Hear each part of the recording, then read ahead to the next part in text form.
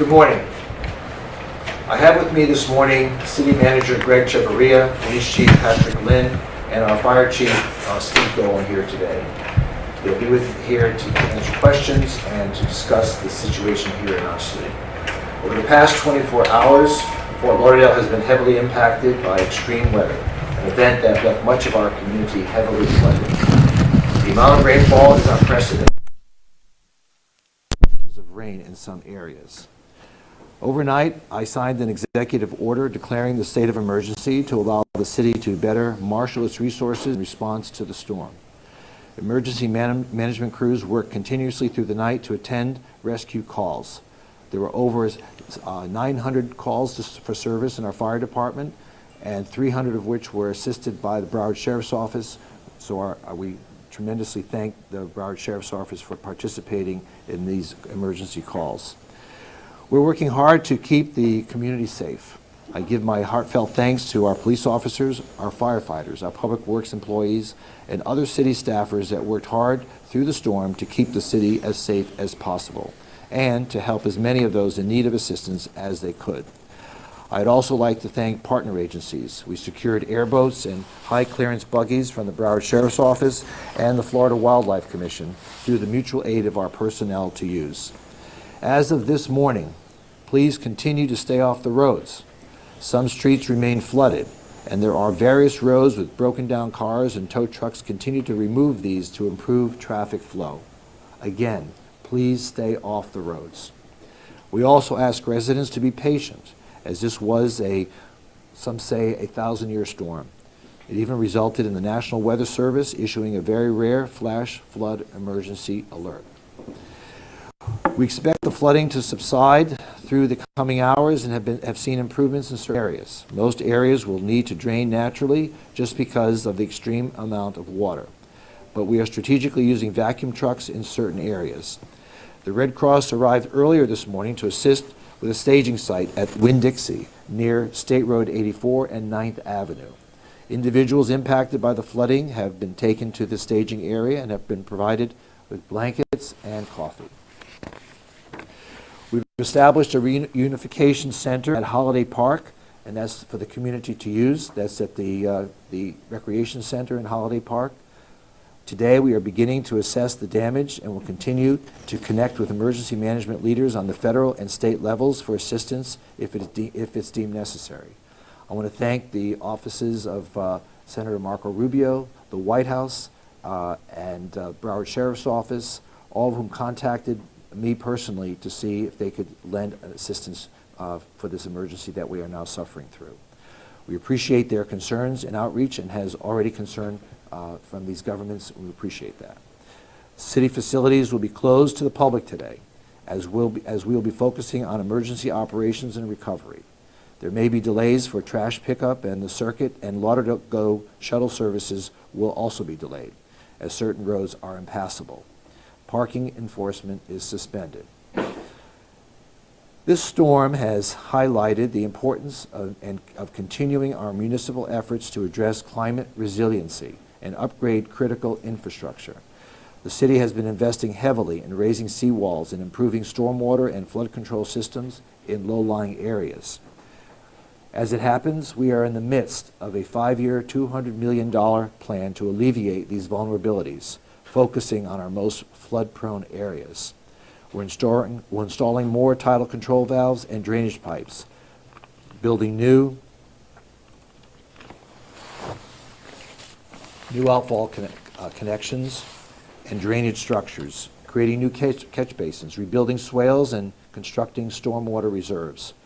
This represents the largest investment in city history in stormwater and flood control. This administration and this City Commission is wholeheartedly committed to continuing and expanding this work. The City Manager and his team are now available to answer any specific questions, and I thank you for you being here. Any questions? Yes, sir. Yes, Mayor Dean. People feel like this really caught everybody off guard, as I was in it myself, actually. And do you think that there could be any drainage? It didn't seem like the drainage was working really the way it should. I know this was unprecedented, but could this be possibly due to things like overdevelopment? The development and stormwater are two separate issues altogether. What we're seeing here is a 1,000-year incident. No city could have planned for this. No weather forecasting service could have warned us of this. The point is that this city is continuing and committed to making sure that we are the most sustainable and resilient city in Florida. Let's face it, Fort Lauderdale is a flat city. It's sea level, perhaps in the highest areas is maybe 10 feet. And when you're surrounded by water, we're the Venice of America. We're going to continue to be challenged by water impact such as these. So development and stormwater drainage are two entirely different subjects. Thank you. Mayor, when we're talking about people trying to get where they need to go, obviously there are some roads that are taking more precedent over others in terms of the amount of flooding that we're seeing. What are some of those areas that you guys are really focused on in terms of the main arteries where we're just not seeing that water receding the way maybe you'd want it to and we would want it to? So I will say this, I've driven around the city and there's not one area of the city that has not been impacted. Last night especially, there were roads, almost every part of the city has been impacted. This morning, driving around the city again, we find that a lot of the waters have receded, but there are certain areas that the water is just not draining as quickly. We anticipate that will eventually happen, but in the meantime, there are people whose living rooms who got flooded. There are people who can't even walk out their front door because the water's up to their front door. And but that's the whole point of our program. The program to spend money on stormwater resiliency is part of a 5-year program that we're going to make sure that we move ahead quickly and try to ensure the safety and well-being of our community.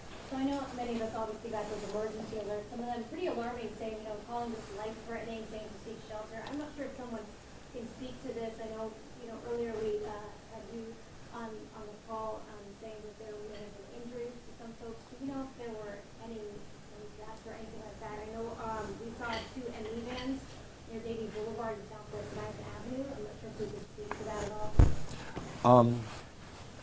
Our fire chief is here. I don't think that there were any deaths. There were just people who were challenged in their particular circumstances, trying to get out of the way, trying to ensure that that their families were together and that they were able to return home from work, from school, and from wherever they happened to be at the time that the storm really hit us in our community. But our hats off to the police and fire departments for their heroic efforts in pulling together not just their agencies, but collaborating with other local agencies, including the Broward Sheriff's Office, to ensure that we had all of our resources. The state offices providing airboats.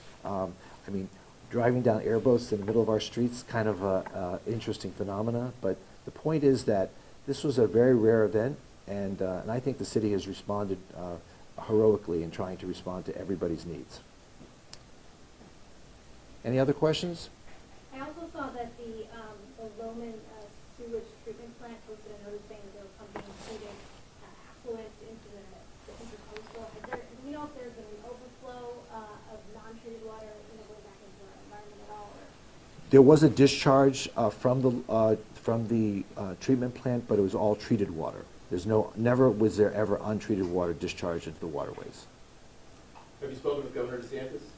Governor DeSantis has not yet called. I'm not sure what's going on, but I'm sure he's very interested in what's going on here, and we're happy to work with his office. In the meantime, the state agencies we've been working with them. The Fish and Wildlife Office has been working with us, so we appreciate that. I'm not sure the governor himself needs to be involved, but the state agencies have been very helpful in working with us to take on this challenge. And you said so far there's been over 900 rescue calls. What do you have to say to people that are trapped in their homes, maybe in some places without power, just some of the safety that they need to make sure? All right, so if somebody is in a really bad emergency, of course, dial 911. They're there to respond. If it's a situation that the city can correct that's not an emergency, then they can call our central number, which is 954-828-8000.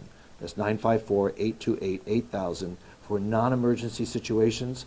Otherwise, we will try to address everything that we can, neighborhood by neighborhood. Because it's our neighbors are the most important people in our community, and we need to make sure that folks can get in and out of their homes, that they can get to and from work, that their children are safe, and that their families are together. Yes, ma'am. So I know that we're obviously here in Fort Lauderdale Police Department. Some official spots are open.